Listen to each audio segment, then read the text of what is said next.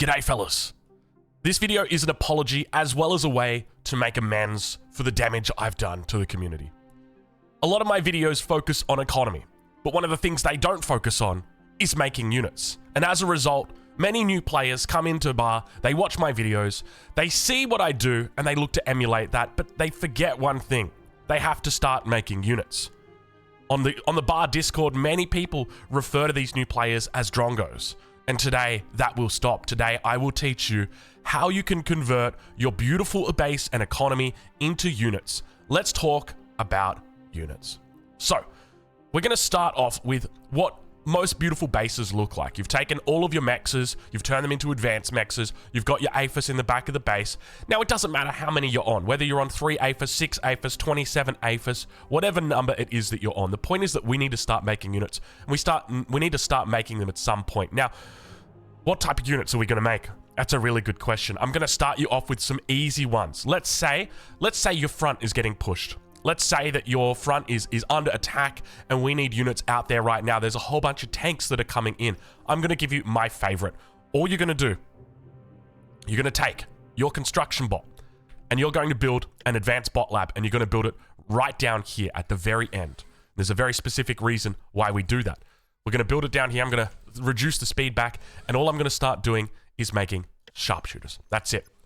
Now I'm going to start making sharpshooters and you can see how fast they're training. Really simple unit to use. All I'm going to do is I'm going to select this unit and I'm just going to put them all in the control group by pressing Alt-1. That's going to mean that every new sharpshooter that comes out will automatically become Control 1.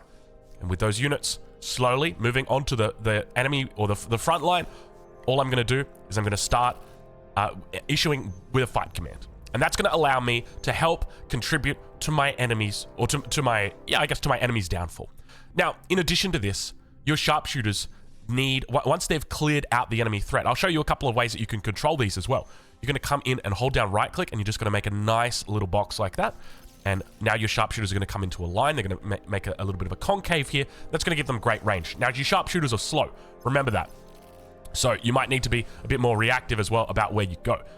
So you might have to rally them in different spots depending on who's getting pushed, but it's your job as a backliner to do this. So the second part of what we're going to do, and we're not going to take our normal construction bot, we're going to do our advanced construction bot, because it's important that you remember that both get out of there. Look at them trying to kiss. Get a room, you two.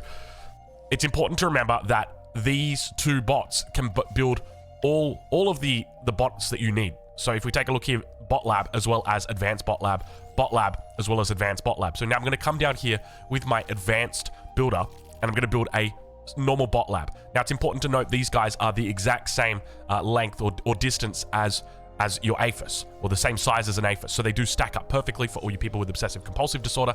So I'm going to build a bot lab here, a bot lab here, and a bot lab here. I'm going to go with 3 bot labs. Nice and easy. And you can see there's a reason why I split these two. And that's because what we're going to start now doing is spamming ticks. So I'm going to take all 3 of these bot labs and I'm going to start moving them like this. 1, 2, 3, 1, 2, 3, 1, 2, 3, 1, 2, 3. Just like that. Nice and across the map. And we do that because we don't want them to all run together in a line because they're going to be easier to take out. I'm going to turn repeat on. I'm going to put high priority on and I'm going to just click the tick. That's it. And now, the reason why we put the advanced bot lab down on one end and the bot labs on the other is so that the nanos don't cross. If you do that, what's going to happen is all of your nanos are going to start focusing on the sharpshooter, and then while they're focusing on the sharpshooter, your fleas or your ticks are just sitting here not being built. So that's a very intentional thing that we do. So that's the first thing. And now it's important to note that this combo, you can use this combo to push back the enemy. Once you've taken out the enemy, then all of a sudden you're easily able to do this. But the thing to remember here is that your sharpshooters, now that you've built up a big mass of sharpshooters, we've got 36, that's great. We're going to push across the map again with that. So now what we're going to do is we're going to continue the tick spam because these guys are going to provide line of sight for our sharpshooters so that they can get their shots off. But we still need those guys. So now what we're going to do is we're going to come back down the other end.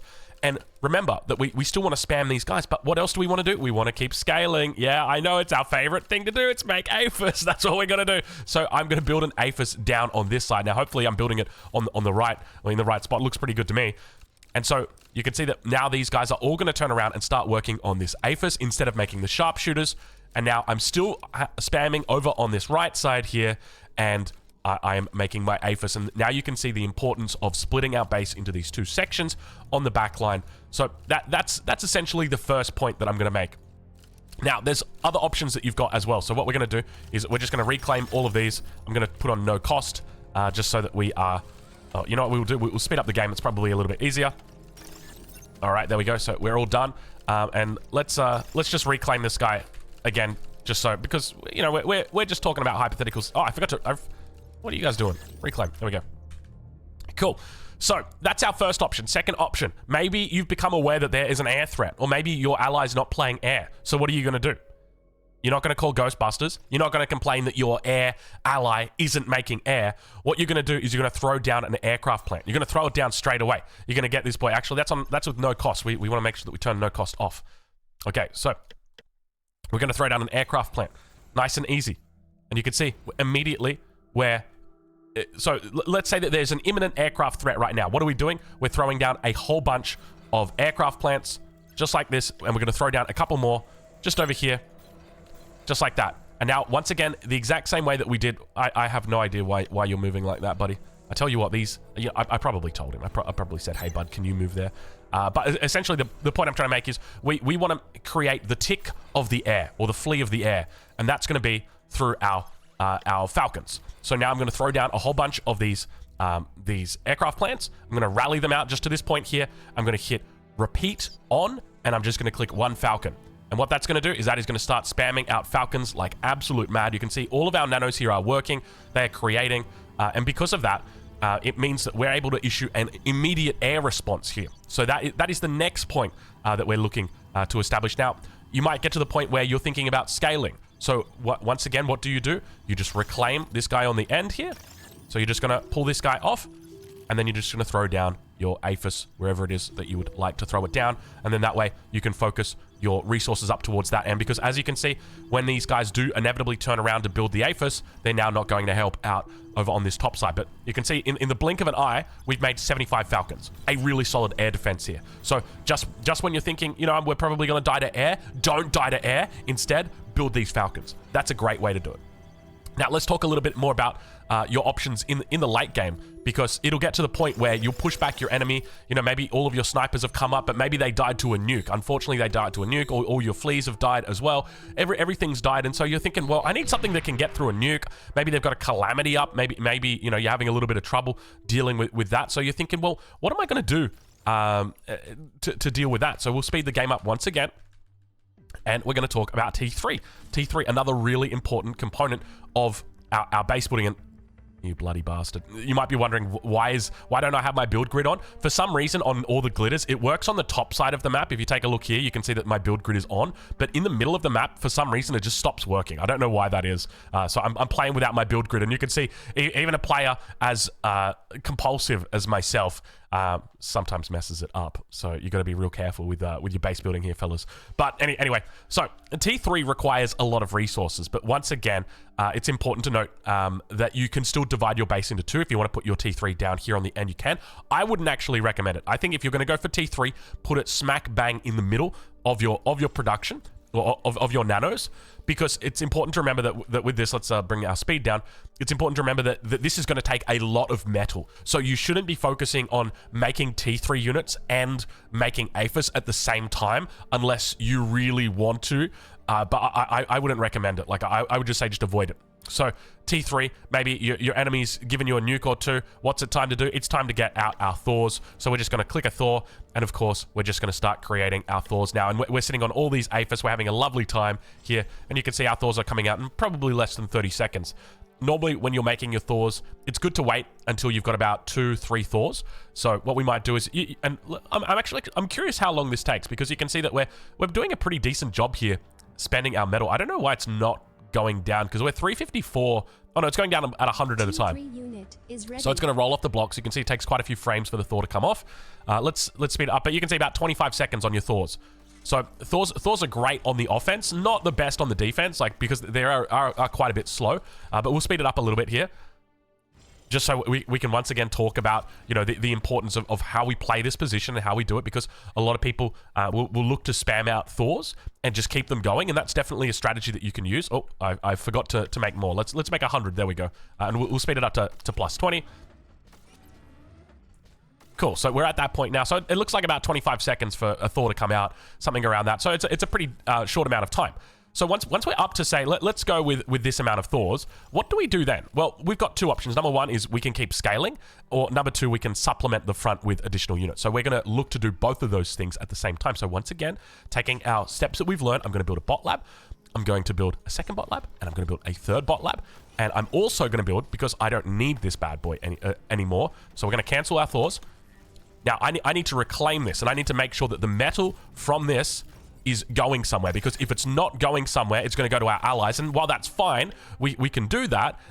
The problem is that we want to try and keep our metal for ourselves. So you can see we go up to 11k here. So we're going to throw an APHIS down on this side, and to support the front, once again, we're going to be building some ticks towards the front, and we're going to make sure that we repeat it. And you can see that we've got our nanos on one side and our nanos on our other side. So we've got scaling that's happening over here, and we've got you know, we're doing everything else. You can see we're obviously not scaling effectively, in the sense that we should be scaling our build power here. So we want to go 6 wide and make sure, so 2, 4, 6, wonderful. And we want to be building more nanos out here, like something like that.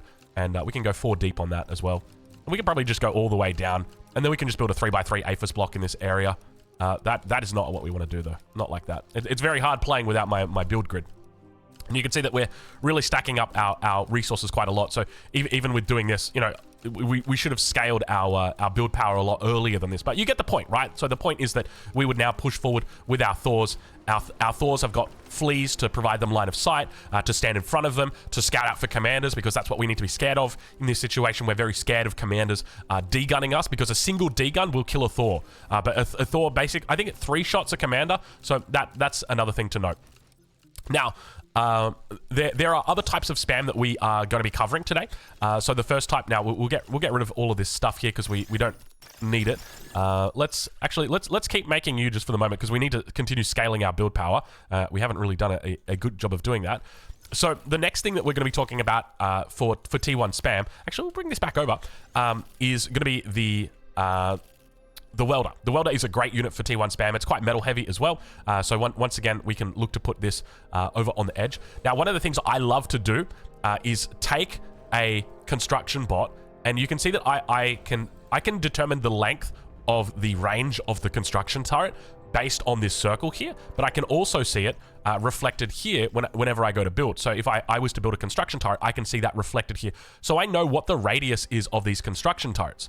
So the reason I want to do that is because if I build my construction turret outside that radius, it's going to take me a really long time to build that. 1 minute and 5 seconds, because this single bot has been commanded to do it. So what I want to do is I want to daisy chain those in. So what I'm going to do is build this right on the edge where multiple construction turrets can hit it. I should get at least 2 or 3. So there's 4, and you can see that it comes up in 4 seconds instead. And what that's going to allow me to do is build my construction turrets a lot faster, and move out to my next point to transition. So if we were to talk about, you know, what the late game spam situation looks like, it looks something very similar to this.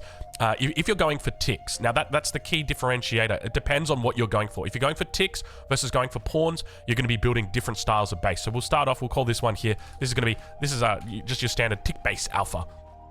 And we're going to be spamming out a whole bunch of ticks from here. And so we want to always make our base look like this, and we'll just put 200 ticks in. We don't want to go too crazy. And the reason why that we make ticks look like, or do this, is because when it comes to your ticks, we'll slow it right down.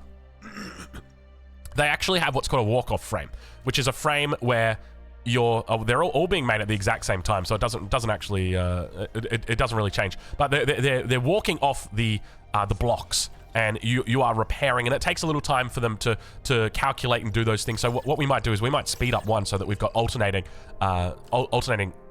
walk-off frames here.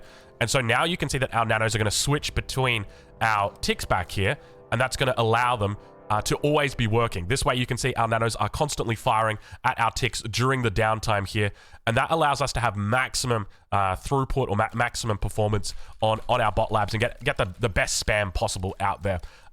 So the next thing is going to be pawn spam. So with pawn spam, you do something similar. So once again, we'll just come out over here, but this time I'm just going to do it with a set of 2 rows. And so once again, we'll just speed up to go through, and we'll put our bot labs in. Normally with pawns, we want to go for a little bit more nanos, just because they do require a little bit more metal here.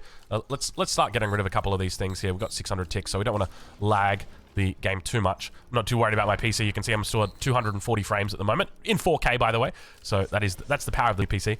And so let's cancel all of our ticks. And now we're just going to spam out pawns. So pawn spam is really powerful because if your enemy has got a Juno, this thing right here, I'm going to show you what happens. So let's speed it up. We'll go to a very quick game time. Okay, and so we'll come back down to 1. So the Juno is a anti-radar, jammer, minefield, and scout spam weapon. So there are 3 scout units in this game. So the first scout unit is the tick. The second scout unit is the vehicle scout. So if we take a look right here, it is going to be this bad boy right, where are you? Over here, the rover. This is also a scout. And so what happens is that Juno actually counters all of these units. And so if we were to take these units and the Juno lands, so we'll say that that's where the enemy put the Juno, what's going to happen is every single time you make a tick, it's just going to die immediately. Juno's going to go up, and then it is going to go right down. Going to do a nice little loop-de-loop right there. Show it to us, baby. Wonderful. So you can see, and the enemy's also got the enemy also has scouts that they can spam, the core rather. So we're just going to start making ticks, and you're going to see what happens. Our ticks are going to explode. Well, our ticks should explode. I don't know why they're not. Okay, there we go.